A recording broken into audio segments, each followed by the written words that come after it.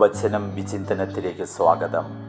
ഇന്നത്തെ വിചിന്തന വിഷയം വിശുദ്ധ ലൂക്കായുടെ സുവിശേഷം 6-ാം അധ്യായം 27 മുതൽ 38 വരെയുള്ള യേശുവിൻ്റെ സമതല പ്രസംഗത്തിൻ്റെ ഭാഗമാണ്. ഈ വചനഭാഗത്ത് ശത്രുസ്നേഹത്തെക്കുറിച്ചും സുവർണ നിയമത്തെക്കുറിച്ചും മടുപ്പില്ലാതെ നന്മ ചെയ്യുവാനുള്ള ആഹ്വാനവും നൽകുന്നു. യേശുവിൻ്റെ സമതല പ്രസംഗം ഏറ്റവും സുപ്രധാനമായ വചനഭാഗമാണ്.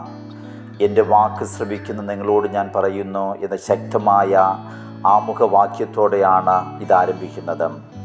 ശത്രുക്കളെ സ്നേഹിക്കുവിൻ എന്നുപദേശിച്ചുകൊണ്ടാണ് ഈ വചനഭാഗം ആരംഭിക്കുന്നത്. ശത്രുസ്നേഹത്തെക്കുറിച്ചുള്ള യേശുവിൻ്റെ പഠനങ്ങളാണ് ഈ വചനഭാഗത്തിൻ്റെ കേന്ദ്രം. വിശുദ്ധ ലൂക്കായുടെ സുവിശേഷം 6-ാം അധ്യായത്തിലെ 22-ാം വചനത്തിൽ 4-ാമത്തെ സുവിശേഷ ഭാഗ്യം ഇപ്രകാരം വായിക്കുന്നു: മനുഷ്യപുത്രൻ നിമിത്തം മനുഷ്യർ നിങ്ങളെ അവഹേളിക്കുകയും പുറന്തള്ളുകയും ദ്വേഷിക്കുകയും നിങ്ങളുടെ പേര് ദുഷിച്ചതായി കരുതി തിരസ്കരിക്കുകയും ചെയ്യുമ്പോൾ നിങ്ങൾ ഭാഗ്യവാന്മാർ എന്നതിന് തുടർച്ചയെന്നോണം യേശു ശത്രുസ്നേഹത്തെക്കുറിച്ചുള്ള ഉദ്ബോധനം നൽകുന്നു. സുവിശേഷ ഭാഗ്യത്തിൽ 4 നിഷ്ഠൂരതകളായ ദ്വേഷിക്കുക, അവഹേളിക്കുക, പുറന്തള്ളുക, ദുഷിക്കുക, തിരസ്കരിക്കുക എന്നിവയ്ക്കെതിരെ സ്നേഹിക്കുക, നന്മ ചെയ്യുക, അനുഗ്രഹിക്കുക, പ്രാർത്ഥിക്കുക എന്നിങ്ങനെ 4 അനുശാസനങ്ങൾ നൽകുന്നു. തിന്മയെ നന്മ കൊണ്ട് ജയിക്കുക എന്നതാണ് ഇവയുടെ അന്തസത്ത. നിങ്ങൾ ശത്രുക്കളെ സ്നേഹിക്കുവിൻ എന്നതിൽ ഇവിടെ പരാമർശിക്കുന്ന ശത്രുക്കൾ ക്രിസ്ത്യാനികളെ ദ്വേഷിക്കുകയും ബഹിഷ്കരിക്കുകയും ശപിക്കുകയും അപകീർത്തിപ്പെടുത്തുകയും ചെയ്യുന്നവരാണ്. ശത്രുക്കളെ ഉപദ്രവിക്കുക എന്നത് ഒരു അംഗീകൃത നയമായിരുന്നു അക്കാലത്ത്. അതുകൊണ്ട് ലേവ്യരുടെ പുസ്തകം 24:20 നാം വായിക്കുന്നു: ഒടിവിന് ഒടിവും കണ്ണിന് കണ്ണും പല്ലിന് പല്ലും പകരം കൊടുക്കണം. ഇത് പ്രതികാര നിയമമാണ്. എന്നാൽ പഴയ നിയമം മുഴുവൻ വിശുദ്ധീകരിക്കുവാനും പൂർത്തീകരിക്കുവാനും വന്ന യേശു തിന്മയെ നന്മ കൊണ്ട് ജയിക്കുവാനും ശത്രുക്കളെ സ്നേഹിക്കുവാനും തൻ്റെ ശിഷ്യന്മാരെ പഠിപ്പിക്കുന്നു. ശത്രുസ്നേഹം വെറുമൊരു ആശയമല്ല, നാം അനുഷ്ഠിക്കേണ്ട കൽപ്പന തന്നെയാണ്. യേശുവാണ് അതിന് മാതൃകയും പ്രചോദനവും.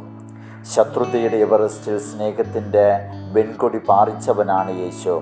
ശത്രുസ്നേഹം ക്രിസ്തു ശിഷ്യരെ സംബന്ധിച്ചിടത്തോളം ഒരു കടമയാണ്.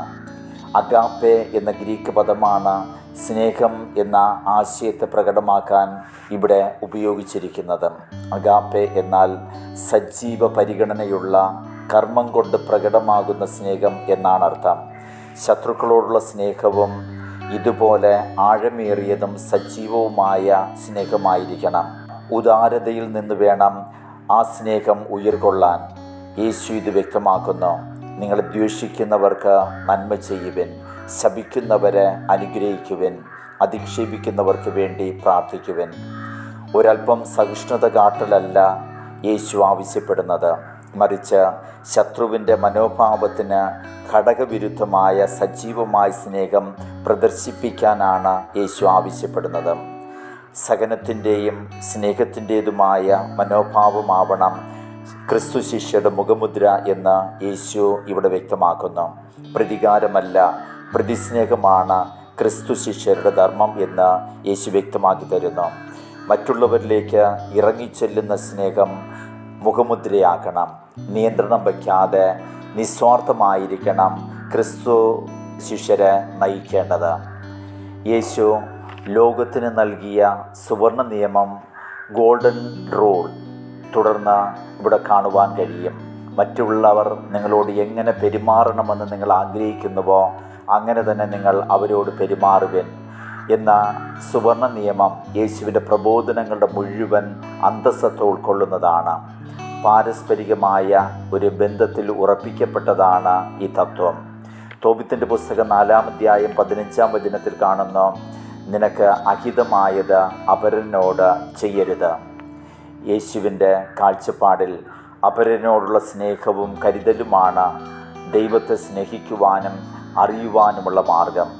ദൈവത്തെ സ്നേഹിക്കുക എന്നാൽ ബലിയർപ്പണവും തിരുനാൾ ആഘോഷങ്ങളുമാണെന്നും സഹോദര സ്നേഹമെന്നത് സ്വന്തം ആൾക്കാരെ മാത്രം സംരക്ഷിക്കുന്നതാണെന്നും കരുതിപ്പോരുന്ന യഹൂദർക്ക് പുതിയ അറിവ് പകരുന്നതാണ് യേശുവിൻ്റെ സ്നേഹത്തിൻ്റെ കൽപ്പന.